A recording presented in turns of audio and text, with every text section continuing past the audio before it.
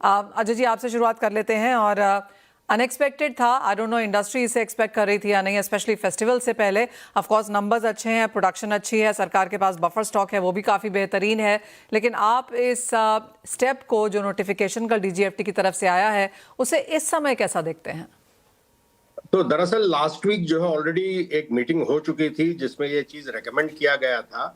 और ये जो है ये obstacles to export of wheat and wheat products को हटाया गया है।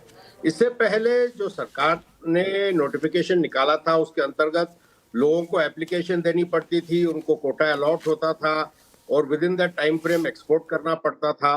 तो जो जेन्युइन एक्सपोर्टर्स थे उनको कोटा मिल नहीं रहा था, क्योंकि हर एप्लीकेंट को जो है कोटा प्रोरेटा दिया जा रहा था। इसकी वजह से काफी एक्सपोर्ट सफर हो रहा था।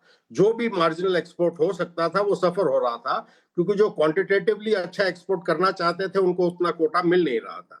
तो इस चीज को जो है उन्होंने लास्ट वीक मीटिंग में कंसिडर किया इंडस्ट्री के रिक्वेस्ट पे, और उन्होंने जो है उस चीज को कल नोटिफाई कर दिया। इसके तहत अभी there is no obstacle to export wheat or wheat products. You don't have to wait कि हमको जो एलोकेशन मिलेगा और फिर हम एक्सपोर्ट कर पाएंगे। अजय जी, अगर क्रॉप देखी जाए 2025-26 की, तो 120 मिलियन टन के आसपास सरकार का नंबर है, और साथ ही साथ एफसीआई के पास यहाँ पर 50 मिलियन टन है, जो कि 5 साल का हाई भी है इन दैट सेंस। आपको लगता है ये नंबर्स हैं जिन्होंने पुश किया है सरकार को रिकमेंडेशन के तहत कि एक्सपोर्ट खोला जाए? बिल्कुल बिल्कुल, एक्सपोर्ट तो खुला हुआ था क्वांटिटेटिव रिस्ट्रिक्शन के साथ, और उसमें एक प्रोसीजर था। उस रेड टेप को जो है सरकार ने डीजीएफटी के थ्रू हटा दिया है। पहले नहीं तो जो है काफी कंबरसम प्रोसेस था, एवरी मंथली एलोकेशन होता था, और जो आदमी एक्सपोर्ट नहीं करता था उसके ऊपर कोई पेनल्टी नहीं थी, केवल उसका एलोकेशन रद्द हो जाता था। इसकी वजह से जेन्युइन एक्सपोर्टर सफर कर रहे थे, जैसे मैंने कहा। तो अब वो जो है obstacle is behind us. Alright, तो अब आपको क्या लगता है कितना एक्सपोर्ट हम यहाँ पर देख पाएंगे, और क्या इससे नंबर्स बेहतर होते हुए दिखेंगे?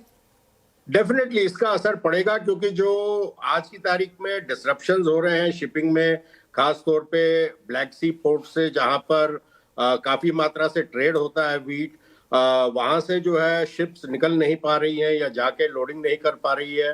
और अभी सब लोग सोच रहे हैं कि अगर यूक्रेन रशिया में इसके बारे में कुछ समझौता हो जाए तो हो सकता है पोजीशन ईज हो। लेकिन इसकी वजह से US markets, Argentinian markets, Australian markets, सब जगह ऑल्टरनेट शिपिंग देख रहे हैं लोग। And India is well placed as far as neighbourhood is concerned, खासतौर पे Bangladesh, Nepal, East Africa, South Asia, इधर जो है इंडियन एक्सपोर्ट के प्रोस्पेक्ट्स बेटर हो जाएंगे अभी। अगर एक नंबर के तहत शेयर कर सके, किस तरह का एक्सपोर्ट आप बनता हुआ देखेंगे इस सीजन में? कितना एक्सपोर्ट जा पाएगा बाहर? डेफिनेटली 1 मिलियन टन का जो है लक्ष्य हिंदुस्तान रख सकता है इस एंटायर व्हीट एक्सपोर्ट के लिए, क्योंकि ग्रेजुअली पिकअप होता नजर आ रहा है अनसर्टेनिटी की वजह से मेनली।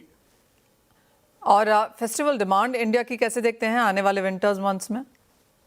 अभी जैसे राखी पूनम आ जाती है, फेस्टिवल सीजन स्टार्ट हो जाता है टेक्निकली मार्केट पार्लेंस में, तो डिमांड बॉयंट रहने की उम्मीद है, अच्छी डिमांड रहने की उम्मीद है। एंड ये भी उम्मीद है कि सरकार अगले महीने ओएमएसएस भी खोल देगा, जिसकी वजह से थोड़ा सा जो है बाजार में भी स्थिरता आएगी। और प्राइसेस कैसे देखेंगे फिर हम? स्टडी रहेंगे, मतलब जो है, but it will also depend कि भारत सरकार जो ओएमएसएस स्कीम है उसमें एलोकेशन पर मिल कितना देती है। अगर वो लो रहा तो डेफिनेटली एक 2-3% राइज इन प्राइसेस नजर आएगा। लेकिन अगर सफिशिएंट एटलीस्ट 400-500 टन पर मिल रहा तो मुझे नहीं लगता कोई बाजार ज्यादा कहीं आगे दौड़ेगा। तो भी एक रेंज क्या देखेंगे अजय जी? 2900 के आसपास दिल्ली जो है स्टेबल रहना चाहिए।